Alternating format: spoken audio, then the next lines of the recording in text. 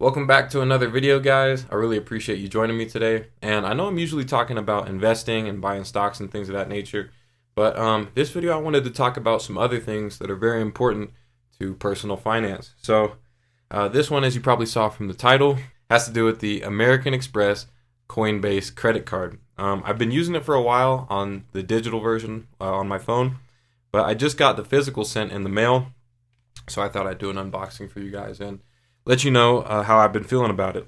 So let's get into it. Some things I'll say about the card is, first of all, the packaging is ridiculous. I mean, this is like Apple level quality.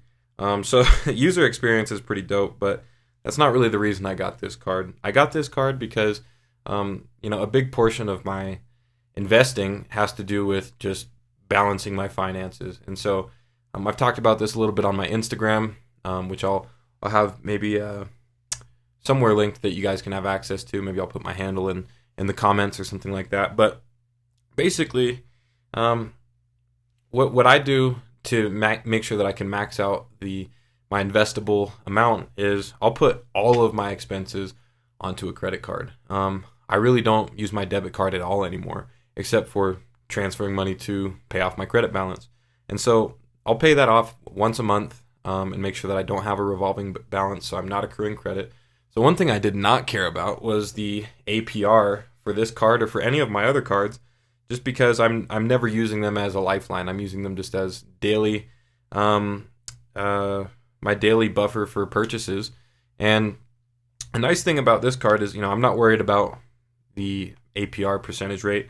I'm worried about the benefits that it gives back. This card offers up to 4% cash back in cryptocurrency.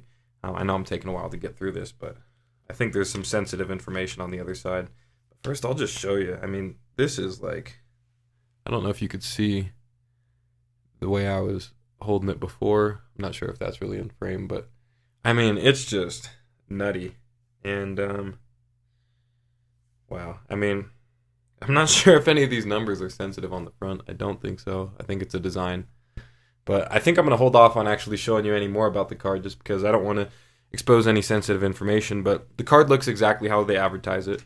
But yeah, so since I'm not worried about annual percentage rates and all I really care about is the benefits, up to 4% cash back is pretty nice. They start you at 2% and it's based off of the assets that you hold in your account. So, however much you have in cryptocurrencies is dictating the amount that you get back in cash back. So I'm still at the 2% mark, but I'm not really upset at all because I think I've already earned $20 cash back in the few weeks that I've been using it. I'm a college student, so I've been putting all my expenses on there, including tuition, things like that. I live in a ski town, so my ski pass, I put it on the credit card just to kind of accrue, those points or cash back in crypto.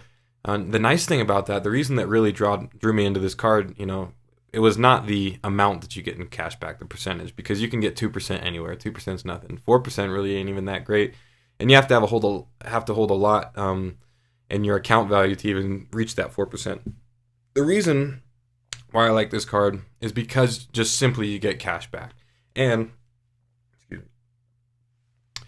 the reason why I buy any type of cryptocurrencies is because I believe that their value is going to be worth much, much more in the future. So hopefully with this thing, I feel like the amount that I earn in cash back, if we really go into some 100x territory for Bitcoin, it could outpace just the entirety of my expenses.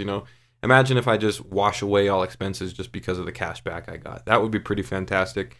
And at the very worst, I'm thinking that, it'll just be cash back that I can transfer the rewards into cash if I really cared. But I'm going to hold on to it and see because as with many of my other theses, I'm holding them for the long term because I really believe in them.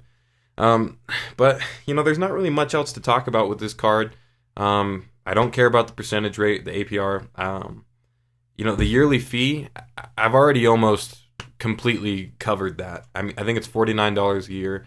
And I was already paying for their subscription just to get feeless transactions. So it already made sense for me. I think it was just one extra click for the Coinbase One Amex. And so it was just a no-brainer.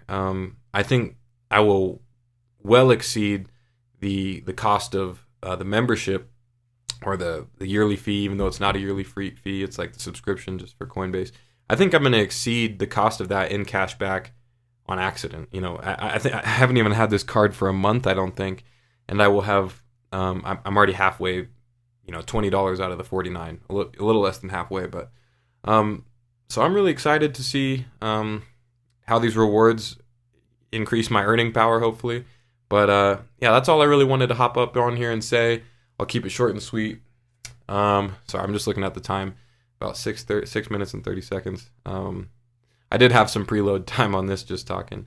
But anyways, yeah, that's all I got to say about the Coinbase One. I really appreciate you guys joining me. And yeah, feel free to subscribe and like this video so that you get notifications whenever I come out with new content. And yeah, thank you guys so much for being here.